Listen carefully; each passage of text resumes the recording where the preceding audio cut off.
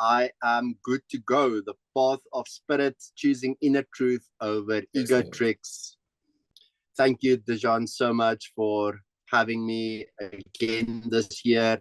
I would really like to start with the end of last year. The end of last year was a really, really good first summit, and what you have put out there at the end of last year's summit was that you will create the best summit in the world. And you had a whole team of people that is your witness for saying that you will create the best summits in the world. And it really feels like this whole team of people, all of us gets to pull together and say, Dejan, we really believe in how this summit ended last year, and how do we serve and support you this year to make that happen, and even next year. So we are here looking at the matrix, and in the matrix there is a storyline which has got a beginning and a middle and an end, like exactly the same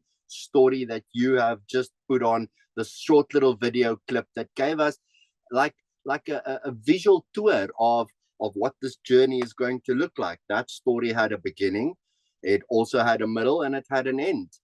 And it's so beautiful how the end of that story ends at that place, at that point where we are whole. We are totally whole, loving, caring, kind within ourselves, extending that out, which obviously is not a part of the ego plan. So with this story, we have got also a new story of the 2024 summit, which is this one starting today. This summit starting today will also have an end to it. So as everything changes all the time, there is a beginning and a middle and an end to the summit, to this day, to the week, to the month, to the year. Like to everything, there is an end, including your life. But we are here to talk about the ego. So let's see if we can find an end of this ego story. And once we find the end of the ego story, there will obviously be a new beginning of a spirit story. So this thing about the ego story really only spins about the stories that we like to tell ourselves. I can share with you a personal story of one of my children. His name is Keanu.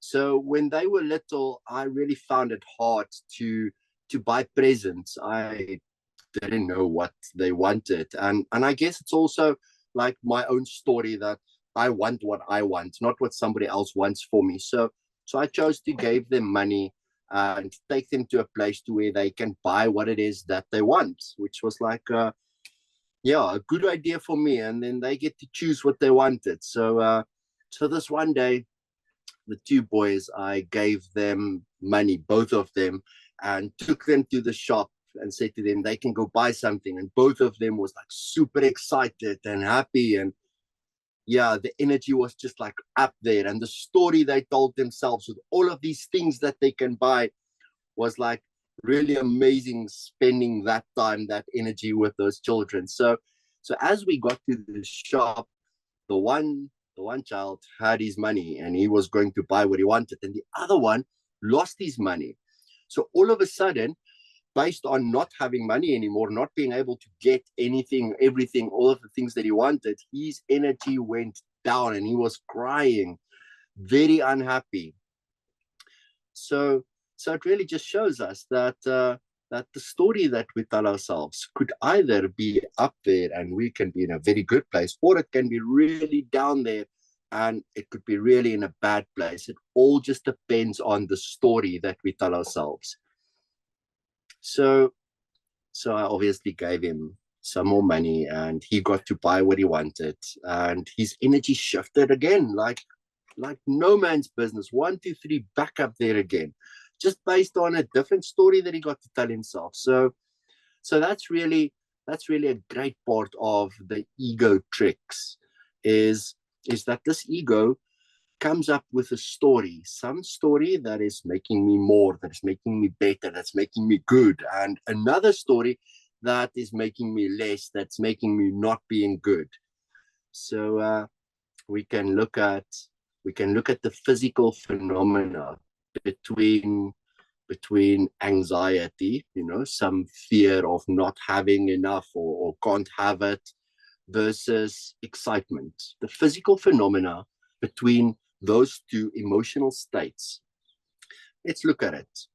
It's really the excitement is the exact same physical phenomena then the anxiety. It's like exactly the same what you are feeling, but the only difference is what is the agreement that you have with yourself, that you are anxious about something that you don't know in the future, or that you are excited about something that in the future is going to shift or change into your world. Really just this agreement that we are walking around with. And by knowing that, I'm going to bust another two emotional states that brings about the exact same physical phenomenon. And to know that really allows us this space, this time in which we can really remember to laugh, because that laughter, that playfulness is inside all of us. The seriousness is something that we had to go and learn on how to be serious. We were really issued with this clean bowl of freedom to remember to laugh, to be playful, to be children. But then what happened is the matrix got to swallow us. Do you remember when you were just a little child, 5 years old, 10 years old, like always wanting to be older, always wanting to be bigger? And then at some other point we start with this plan, this idea of what I will do and what I will be and what I will have when I'm grown up. So at that point, the matrix have swallowed us. It's really like I say in the beginning, it's like there's a beginning and a middle and an end to everything. However, if you look at the matrix, show me where is the end. It's just a thing that keeps on spinning and spinning and spinning. It's like one of those classic ego soap things that was on TV. It was called Days of Our Lives. The Days of Our Lives. Where's the end to that? Like that thing, people comes back from the dead and they marry each other's wives, and it just doesn't end. It's just, and this was really a time before there was cell phones, where there was this soap opera on TV that just keeps on coming and going and coming and going with no real end to, like, that's how far it will go. And that's really the matrix that has got us all sucked into this idea of needing to control the outside. And as we are needing to control the outside, we also find that nothing is ever enough. It's like this thing, the matrix, has got no beginning, it has got no middle, it has got no end, and it is this constant, how must I be to be inside of that? So thank goodness for an ego, because without the ego, there will not be any masks. Now, I am talking about Days of Our Lives, a soap opera, like we watch TV. And what we could do is we could really watch TV in life. We call it universal TV. Sometimes there is action, and sometimes it's comedy, and sometimes it's drama, and sometimes it's suspense. It just depends on what the humans in this world outside of ourselves chooses to show up as. And if we get to watch universal TV, we do also see how there's a whole lot of masks, people putting on a mask and acting a certain role. And we normally do that, put on a mask and act this role to be good enough for someone or something, to be accepted, to be wanted, to be needed, to be loved. And that's really a great part of the stories that we tell ourselves. How must I be so that this person can like me, so that that person can love me, so that the other one can want me? Yeah. So the difference between watching universal TV, accepting and allowing life to play out exactly as it plays out, or wearing a mask, putting on a mask and acting a certain role and find a way in which we get to be so-called good enough for either our job or better in our job or our relationship or our friendship. It's really a game that we have been set up to play and lose. We cannot win a game like that. With that, let me tell you a little bit more about myself. I'm called Renier Jooste. That's really just a self-image 45-year-old man that is liking to tell a story, but liking to tell a story about something that will advance us, that will take us from where we are to some other place that is better. And that's really the point of life. If we even look at that video that Dejan just put on, it's really going through all of these challenges to reach that point where I can say to you that I have been doing what I am doing now for 15, 16 years. And the greatest part of what I love the most in doing this is that I get to be a student. And I get to be a student of life. I get to study my environment. I get to study all the humans in the environment. And with this, I have used the tool of neuro-linguistic programming. Neuro-linguistic programming really changed my life from not such a good, happy, loving place. Like, I wish I can say that I've always been like this, but that would not be true. And what really caught me in studying neuro-linguistic programming was the power of the subconscious mind. I mean, every word that is coming out of my mouth links up to a picture to whoever is listening to this. So this thing, the subconscious mind, the language that it speaks is picture language.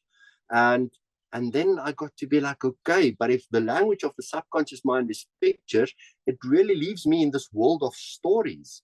And if I do not have the curiosity to question certain things, then I'm going to be stuck as I was. And it really just changed everything.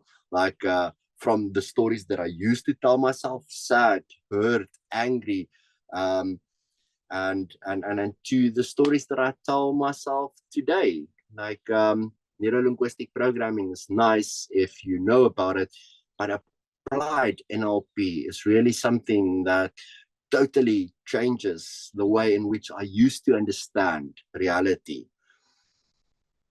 The places in which I used to be stuck of enough, when is enough, always wanting more, like never ever having enough. Even if I do, it's not enough. NLP really allowed me to ask myself some seriously difficult questions, which led to the story of open acceptance methods.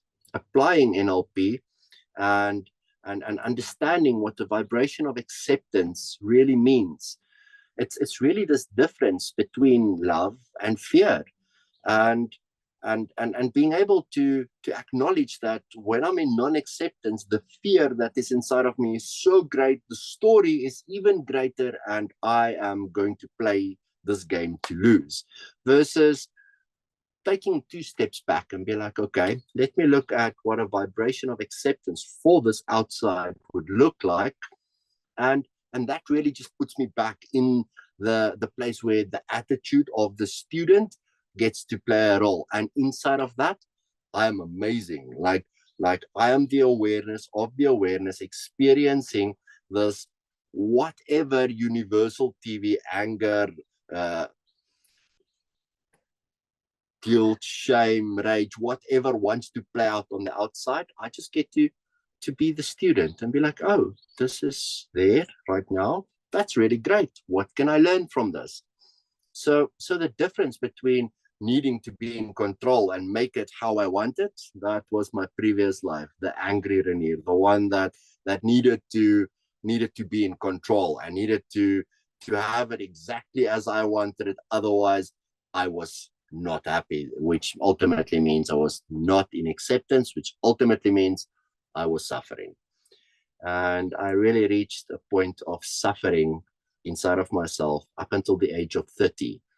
And from there on, the undoing of those blocks to the awareness of love that was in my way has been undone. And I totally love doing what I'm doing today. It's not a moment of my life is work. I really get to show up, be happy in this moment, and share also some amazing things. So with this, I would like to say that all the work that we are doing, even the story that I am telling today, all the work that we are doing really starts with ourselves. It's craziness to think that we can go and fix anything outside of ourselves and make something better outside and be in control, that it will stay like that. That is just the craziness. It's like everything, all the work that we are doing, every one of us speakers on this platform really had to go through either really difficult, hard times to be able to get to that point of undoing that and then living what it is that we are experiencing. What we are sharing is a totally different story. If we look at every story has a beginning, middle, and an end, then my anger story really stopped when I was 30. But it didn't mean that now I was not angry at all anymore. It just meant that now I have the opportunity to have a very deep sense of awareness of that behavior of that angry person. So what really changed for me was the stories that I told myself about respect, disrespect, right, wrong, and I really let go of my attachments. So this is really a beautiful journey that I wish could say is just snap your finger and it's like that. But it's really a beautiful journey that allows acceptance onto non-attachment, which really brings about inner peace. Like for us, for me, to be in a state of peace, in a space where I hold on to my peace much rather than to give it away and be angry. It's like I will hurt myself if I do that. So with this story that I'm telling myself, it was the angry story, and now it's the love story. I got to question even love. What is love? What is love of this world? I got to look at what is fear, what is love, and to domains got to be in my life. And I very quickly got to learn that there was very sick love called love of this world. Really, the ego's love, the one that says, if you do this, then I will do that. It's a very conditional love. And I was like, no, I'm not interested in that love. It's like, that's not what I want. And that obviously took me onto this path of, let's study, let's be curious, let's investigate this thing called unconditional love. And then unconditional love versus love of this world, these two different loves, is really where the ego gets to be in control.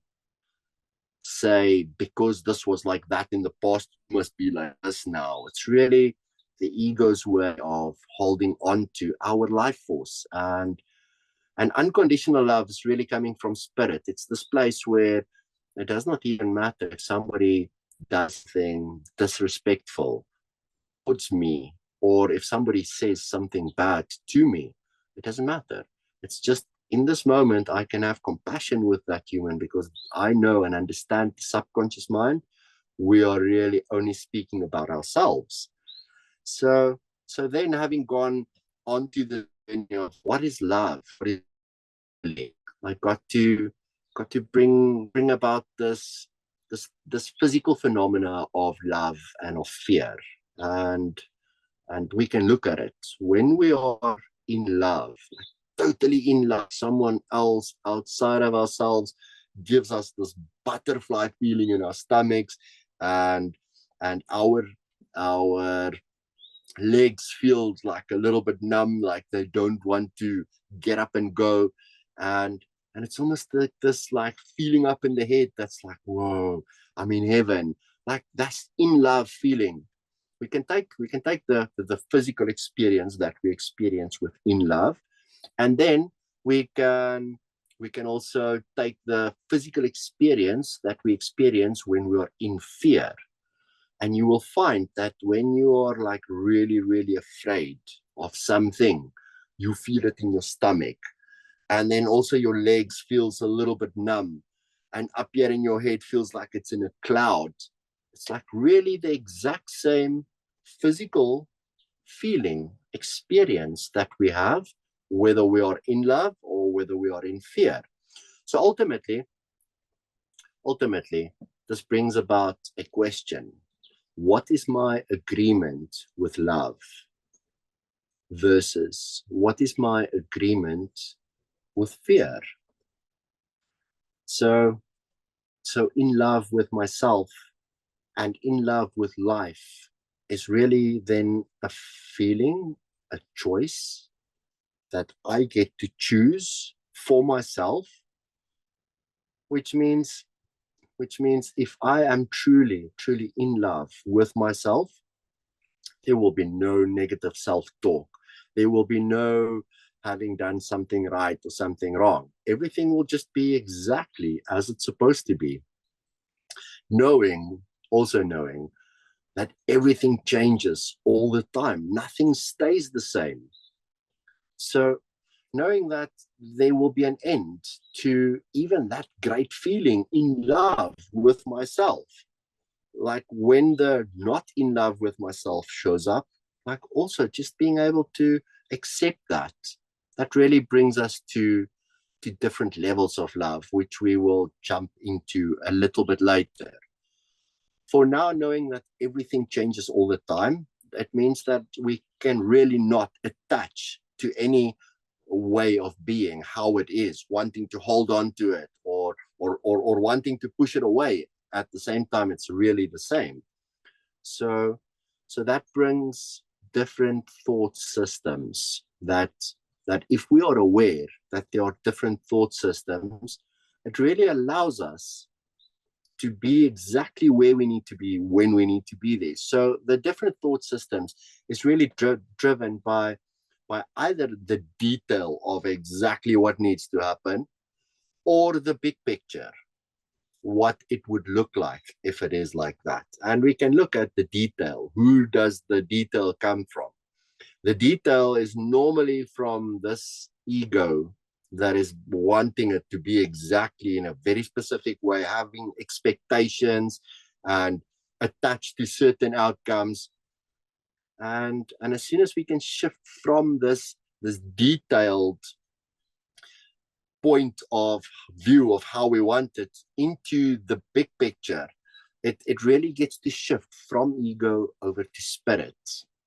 Now you can look at the story of me, myself, and I. Every last one of us are walking around with the story of me. And we all think that the story of me is like super important. Oh, yeah, and sometimes the story of me is and is needed. However, when it is driven by ego, it's blown up. It's taken out of proportion. It is not honest. It's not truthful. If the story of me is driven by spirit, higher self, it's really easy because it's like I said, it is the self-image called Renier Jooste that is not who I am. I am so much more. Just being the awareness of the awareness, like totally cancels that one out. But as soon as I attach to this physical identity of Renier Jooste that wants a very specific thing in a very specific way, that I will create suffering within myself. So matrix or reality being truth in this moment, here and now, or matrix, a never-ending story that just keeps on spinning. Doubt or trust. Doubt being the ego, and uncertain and unsure, needing to control, or trust that everything shows up exactly as it should at the right time. It's really the difference between control and acceptance. One is enough and the other one is not enough. So the thought system of the ego, I am not enough, really like an imposter syndrome. It's like I can share one of the ego tricks with you. One of the ego tricks, which is doubt. Now you can look at doubt. Normally starts down here in the stomach, in the core. And as the doubt starts, it does bring up this like internal conflict, like this one, that one, this one, that one. And as soon as the conflict is there, the mind is under attack. And what we do as humans, as soon as the mind is under attack, we attack the outside, because it's that part of us that wants to be right. So the ego always attaches to the story of me. Always, always. There will never be an attachment to the story of me that comes from spirit. And as a character in the Matrix, we really believe in this drama series that I am not enough. And how must I be? What mask must I put on? How must I be so that I can be liked, loved, wanted, needed? So this trick of self-doubt is that I'm not enough. I doubt myself inside of myself. I attack myself inside of myself, and then I attack others outside. And attack and control is always outside of ourselves. This is part of the ego's protection mechanism, like how the ego gets to protect itself is come up with a story. These stories are disguised in masks. Just imagine how many different masks we are wearing. We could look at actors. These very highly paid actors, Brad Pitt, Angelina Jolie, they are paid millions of dollars to learn a script, a story, ultimately with a beginning and a middle and an end, and then to go and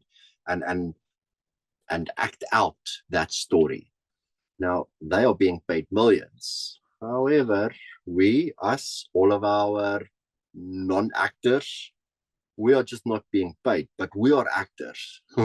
We are acting out our roles, and we are putting on our masks, and we read people outside of ourselves so that we can know what it is that they want, so we can give it to them, so we can get what we want, which is like a classic ego protection mechanism. So with us looking at these masks that we put on, it's definitely an attachment on how I do not want to suffer and what I need to do for me not to suffer. But what I can tell you is that the ego is terrified of the truth. Like, as soon as it's being questioned in any way that is going to bring about this, let's look at that mask that you are putting on. As soon as that happens, the ego starts kicking and screaming like a child. Does not like to be questioned. Different story for the thought system of spirit, of truth. That one loves being questioned. It's like always growing and learning and expanding. So there are these two different sides inside all of us. And if we look at the big picture of these two sides, it's really just based on our agreements that we have made with ourselves.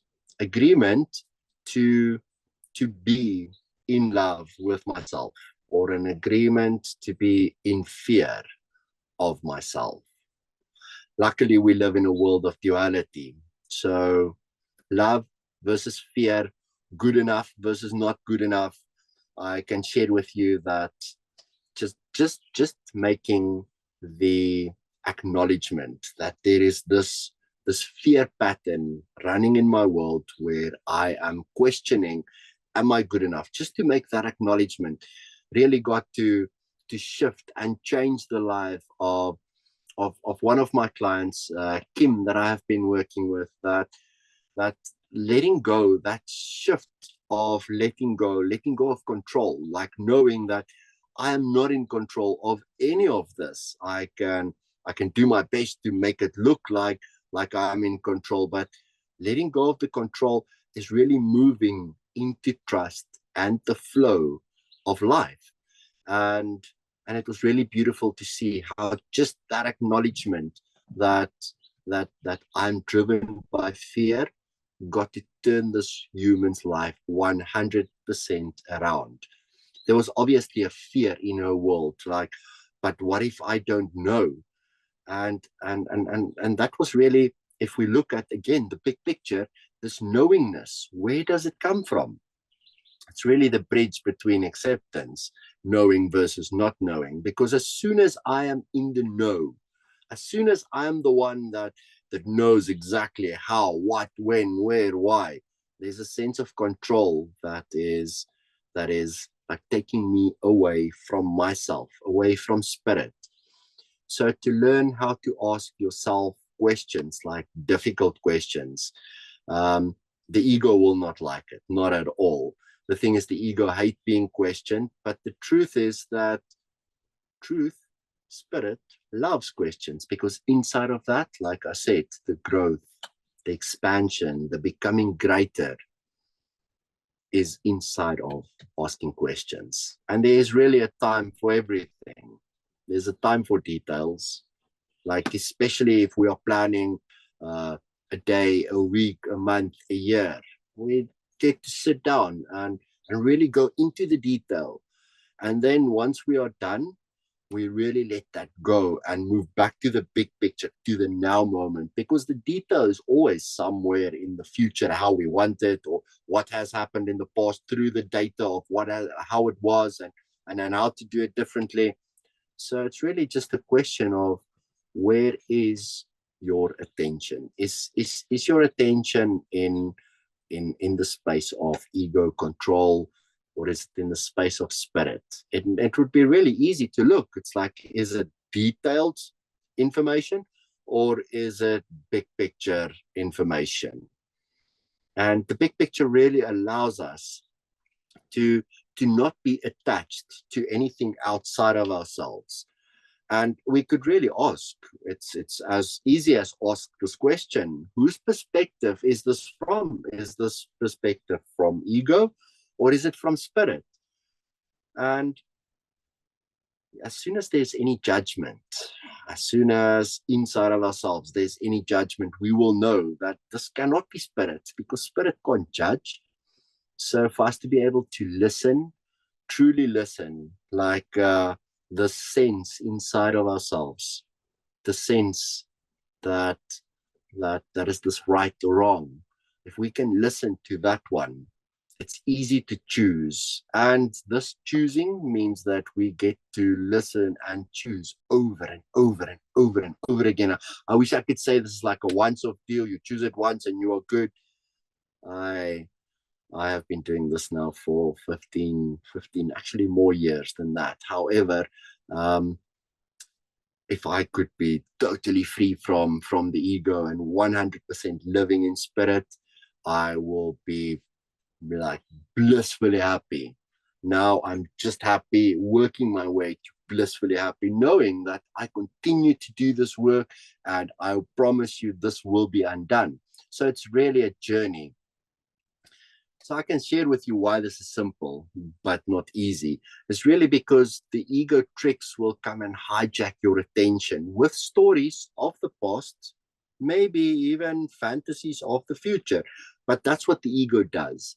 It hijacks your attention, and it gets it right to hijack it today with many different things. I mean, we are surrounded by hundreds of social media platforms and things and people and events and circumstances that needs our attention, and all of that is good, but being able to have that attention inside of ourselves for ourselves is really one of the first acknowledgements that we need to make if we want to break this agreement that we have with fear that's really blocking us. Secretly, the ego wants you to believe that I am not enough. The ego wants me to believe that I am not enough. And that's really how it gets to keep me spinning in the same circle of sameness. It's patterns that gets to play out in our life.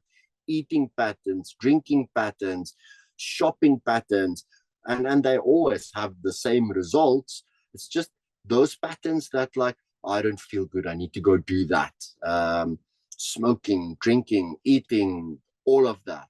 It's really just some of the ways that the ego is going to make sure we do not get to that point where it's spirit running our lives. I think it was like 10 years ago, I was in a small little office, and what happened was really amazing. I was working with a client, and all of a sudden my whole world ceases to exist, and it was just me in this moment with that client. And I was like, this is amazing. I want more of that in every area of my life. So it really started off small, with a small little bit of awareness on this self-image, Renier Jooste, getting out of the way and allowing spirit to flow, where I even sometimes, after saying things, think like, whoa, this is crazy. It was not me saying that. Like, where did that come from? It's almost like I got to speak to myself. Yes, there was someone sitting in front of me, but so to catch a wake up out of this matrix is really to let go of the self-image called whatever we call ourselves.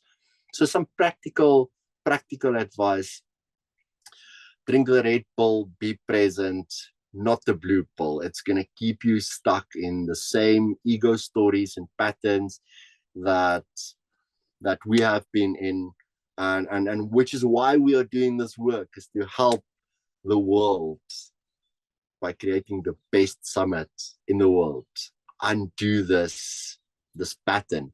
So we're also really lucky and happy and excited to be able to do a workshop on this platform. That will be today, myself and my partner Catherine.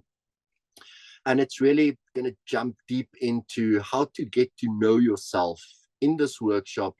Like, get to know yourself to be like, I'm going to look now, where are those fear masks? Where are those masks that is in my awareness, that is hijacking my time, my space, my energy, my life force?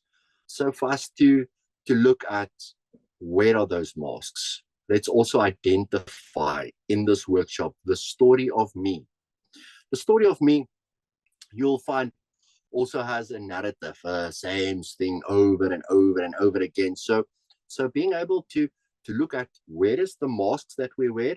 What is the story that of me that I keep on spinning in my own world, telling to myself? And we're going to look at the detail and the big picture, like the difference between the two, how sometimes in the detail we get to plan out 10 things for the day, but then we exit out to the big picture and we choose one thing and we only focus on that one thing. So really just the difference between the detail and the big picture. So in this workshop, we will help you to increase your awareness, free yourself from judgments with 3 very quick, easy questions. How to bring about more presence, all just by putting more oxygen into the body. So to find, where is your attention, in the big picture or in the little detail, because there's really a time for everything, but to find out, where is that big picture making a difference? Where is that detail making a difference? And then we get to move into accepting responsibility. That's really what open acceptance method is about. Like, spirit forgives. We as humans, we are also forgiving. Ego judges. The ego will not allow us to stop, to become aware of the practice of acceptance, which really is forgiveness. Ego will like to keep us spinning and spinning and spinning.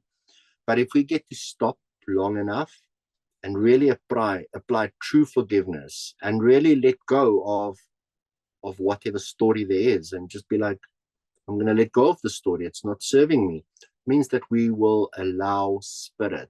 And as we are allowing spirit, this is where Renier Jooste gets to be let go of. And inside of this story of Renier, it's like spirit gets to take over the voice. So then we get to listen to the voice of spirit. So choosing to let go of control outside, we really use the OAM method, which is really a map to be more present. Am I doing good on time, John? Can I go? Okay, that's good. So choosing to let go of control outside of ourselves, we use a map open acceptance method. It's really on how to be more present, which will bring great awareness to the unconscious agreements between love and fear. And once we are aware, it's really where everything starts. It's with the awareness to be able to let go of the fear and stand for love. So changing these agreements is also something that I would love to help and serve and assist you in the workshop, because these agreements are really unconscious agreements. It's not like we consciously decided I'm gonna be voting for fear from now on. So when we are able to step out of the matrix by practicing the open acceptance method, it's really beautiful how the intention is your beginning. And it's really beautiful because if you have an intent, a clear intent, I promise you there will be an outcome. That outcome, your result, that will be the end. That means that we, all of us, have an opportunity to do this every single day, a beginning, a middle, and an end. It's like at the beginning of my day, I get to set an intent. At the end of my day, I get to look back and collect the data of, have I reached this outcome, this result? And it also is powerful to know my beginning, my middle, and my end. That's really where conscious leaders come from. It's leaders willing and able to consciously lead themselves first, and then going out and sharing and making a difference to leading conscious leaders. It's really a process of unblocking our emotional block. So in the workshop, this is a NLP technique that I would really love to share with you. It's like to get to the root cause of an outdated unconscious agreement with fear that has been keeping you stuck in the same story of me that seems to have no end. It's like a 1, 2, 3 NLP technique that I promise you that will shift that and change it away forever. So our method is really about another way. And in this workshop, we want to help you to align with presence, share some practical tools for spirit-driven leadership. So with that, it feels like we are coming closer to an end now.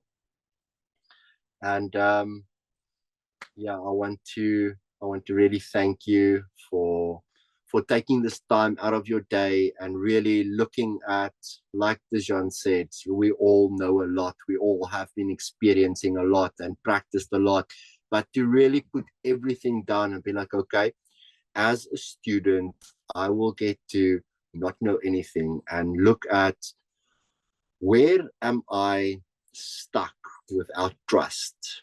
Sometimes several times in a day because of my own story. And this is how to escape the matrix, by changing our unconscious agreements so you can trust you again. And yeah, I would love to share a free guide on how to be free from your mind how to still your mind and open your heart. It is a free ebook that I would love to share. You can, in the comments, just go to the link and you will find it there. You can also find me here on my website at omethod.com, and you can find all of our social platforms at omethod. And I think that is about my information for today. I would love to open up to answer any questions. Thank you so much, Renier. This talk was so powerful, and I so agree with what you said, especially about love. And so, more often than not, we tend to end up in this ego's mindset when it comes to love. We tend to judge people. We tend to keep this scoreboard of who did more than who, and this really limits us to love unconditionally and to love with the true part of us, which is our soul, and which is always in a state of love. So the ego is kind of clouding this state of love that we always carry within us because it tries to compete in these imaginary games. And I love how you basically summed up all the journey that we're going to go through. And it's such a beautiful thing because it's a first talk and you just gave people a glimpse of what they will go through as you were speaking about the attention and the focus and the distractions, which is all of these villains that we're going to tackle. And thank you so much for that. I appreciate it. We all appreciate it. And I have one question personally, which is something that I also personally struggle with, and I've seen a lot of people around me struggle with. Usually when we look people around us, by default, we tend to think of them as separate beings, which they are.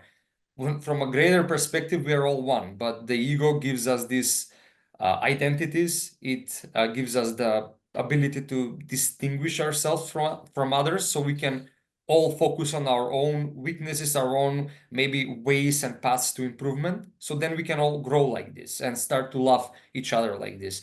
But it's such a hard thing to see other people, especially people that you might not really like as a part of you, as part of the same being. So what is one of maybe a trick technique you can share with us that helps you to see people as part of the same being that we are all coming from? And what really helps, not helps me, but gave me a glimpse of this perspective that you can really shift it, is when you see a person and you don't really like, you have some prejudices about them, but then you hear that something really bad happened to them.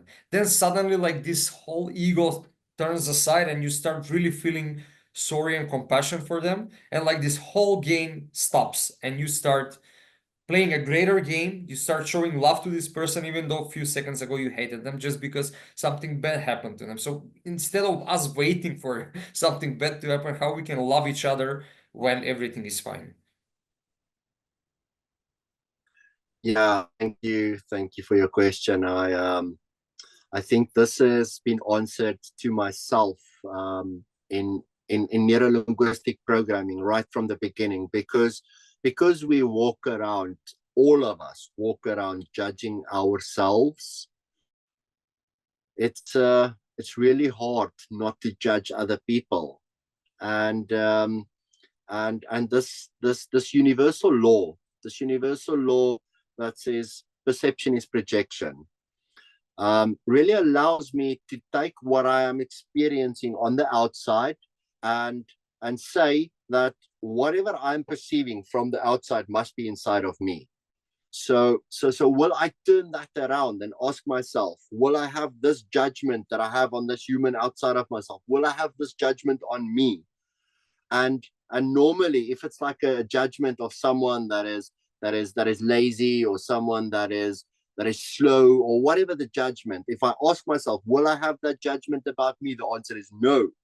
And then I can be like, cancel, just that thought pattern, to let go of whatever that judgment was, because it's really only the judgment of liking someone or something, or disliking someone or something, that allows us to put stuff out there. So before it leaves my mouth, when it's just up here in my head, I get to cancel, because the judgment will hurt me. I always, and this is really a rule with judgment, is we always judge ourselves first before we judge anyone else. Thank you so much. It's a great answer. And I have another questions from the chat, and it says, will this acceptance thing work for everybody? How will it work for me when I don't have a job, my husband just left me, and my kids won't talk to me? Yes, this acceptance thing is really something that works for anybody and for everybody. In life, the story of my husband left me. In life, the story of my children don't want to talk to me. In life, there will be many such stories, and those are really the stories of the ego. The story of spirit says that something is happening outside, and you just get to be in acceptance of what that something is. So it does allow you to take a step back out of the detail of whatever all of those stories are into the big picture, and ask this question, like, what is the greater good for this? Because there's always a greater good for everything that happens.